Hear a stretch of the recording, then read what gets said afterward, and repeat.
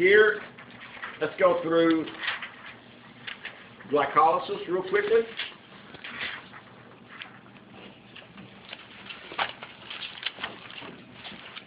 In glycolysis, here's what you need to think of. Glycolysis, it triggers automatic cytoplasm, anaerobic, enzymes used, byproducts, 2 ATPs, you spin 2 to get 4, so you net 2. You get mainly pyruvic acid, energy-rich pyruvic acid, and 2 NADHs.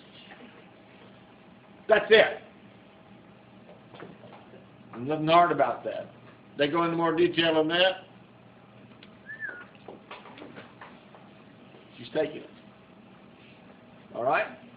Now, if pyruvic acid builds up, it's converted into lactic acid, which causes, in small amounts, let's see if you figure this one out. In small amounts, what does lactic acid do to muscles? Stimulates, makes them more efficient, right? Mm-hmm. It is in large amounts, so it's going to damage the muscles. It's called your oxygen debt. Oxygen debt. You got to pay back the debt. You do that by breathing heavily after you exercise. All right. So, though right now you are taking pyruvic acid and you're going to do this to it. Sure. What did you say oxygen depth again? An oxygen debt is the buildup of lactic acid in muscles and in the liver when you exercise beyond your capacity to oxidize pyruvic acid. You can't get rid of it. So it damages muscle, it damages...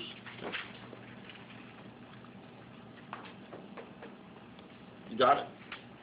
That's the kind of damage that rebuilds the muscle up stronger, right? Mm-hmm. Okay.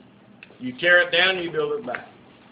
Now, that also should ring a bell with you. If you're in an exercise program, what do they tell you to do all the time? Huh? Drink water. Breathe. Breathe. Take in. If you're doing lifting weights, because you need to provide the oxygen for getting rid of the pyruvic acid, which keeps down the damage to the muscles. You get the benefit of tearing down muscle, but not the damage to the muscle of pyruvic acid or lactic acid. You reduce your oxygen debt by breathing while you exercise. See what I mean? There's reasons for all of this. All right? Can you take pyruvic acid and dump it into the Krebs cycle directly? No. It's got to be converted. It's going to go through this decarboxylation process, in which you're going to need vitamin B1, vitamin B2, zinc, and coenzyme A.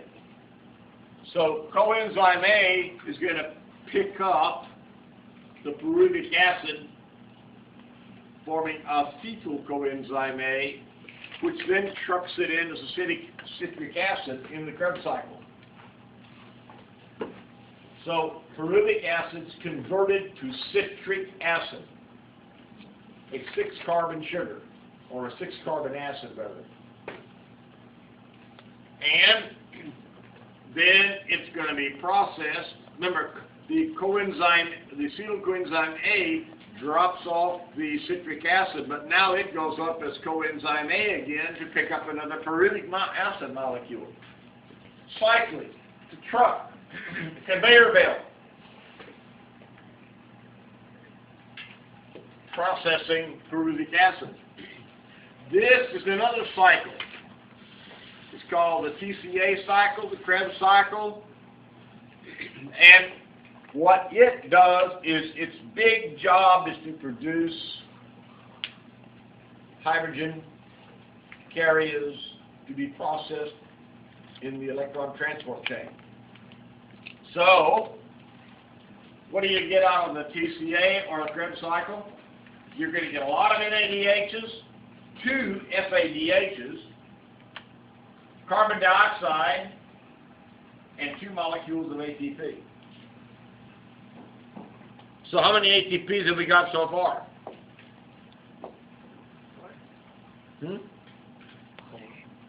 4. 2 from glycolysis, and now 2 from the Krebs cycle. And how many were we supposed to get?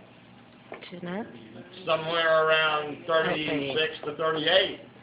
So we got one heck of a lot of ATPs to go. And all of them are going to be extracted in this process right here.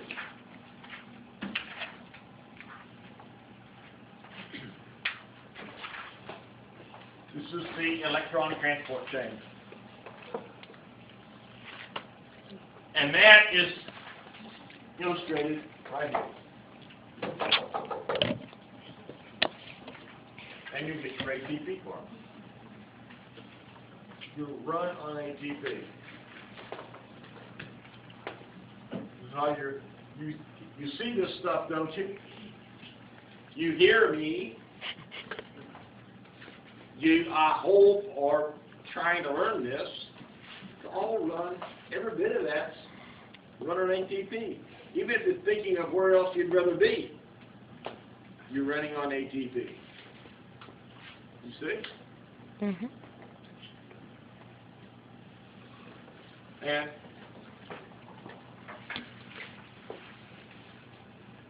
I think I've mentioned this also again, but it doesn't hurt to say it over and over and over again because it's so very, very critical to understanding human physiology. You do realize that by the time you leave this class in another month, that you ain't going to be the same as you were when you walked in. Mm-hmm. Totally remodeled at the molecular level. To me, that's pretty cool. You know, because you have deposited yourself in toilets all over the San Antonio.